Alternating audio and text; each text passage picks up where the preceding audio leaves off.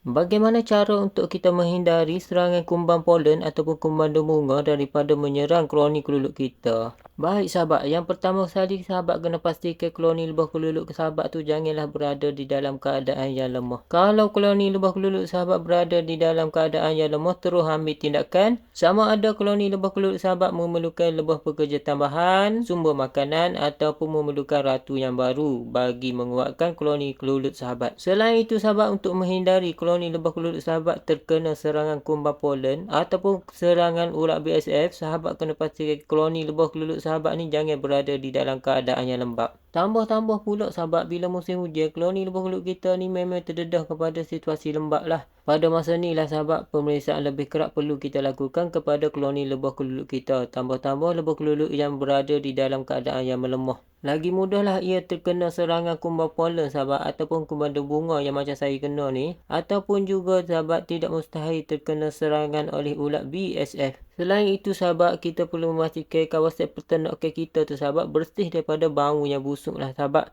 Daripada sisa bunga, daripada sisa-sisa sarang yang rosak yang kita buat pemindahan sarang lebah keluluk tu, ataupun daripada bahan organik yang merepuk yang boleh menarik kumbang datang ke kawasan peternakan kita.